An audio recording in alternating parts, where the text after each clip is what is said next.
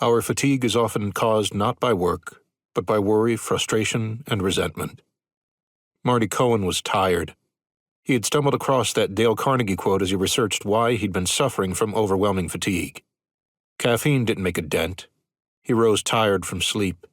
He shut his eyes, blocking out the sterile white walls, gray Venetian blinds, and alder-yellow wood door frames of his room in the sleep clinic. Were his problems worry, frustration, and resentment? Maybe. He'd left his aborted academic career behind years ago, along with all the worries it had heaped on him, but his sleep hadn't improved. He traded them for the cares of a small business owner. He didn't regret the trade, didn't resent it, but some of the struggles of a small business owner were onerous. In particular, payroll. He was going to make payroll this month. He had to. He had employees who he was responsible for. Carlos's father had lost his job at the big box store outside New Haven, and Pedro's wife was due. When? Soon.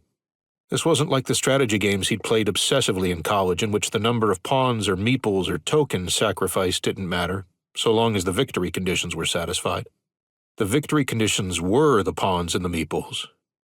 Making payroll, providing a livelihood for himself and his people were what mattered. Some sleep would be nice, too. The whir of the clinic's air conditioning sounded like the growl of an unseen beast. The buyer of the dining room set was due to come by in the morning. Marty had offered a discount for full payment in advance, but the buyer had insisted on paying a deposit and the remainder upon collecting the finished product. Tomorrow. Tomorrow Marty would get paid. And then he could take care of his people. Tonight, he needed to focus on his fatigue. His primary care physician had had him tested for anemia, diabetes, high blood pressure, and all sorts of other ailments that might be the cause. But the doctor had come up with nothing, and ultimately he referred Marty to a sleep study clinic. So now here he was, lying on a clinic bed with a nest of wires attached to his scalp, under his nose, the sides of his neck, and his chest.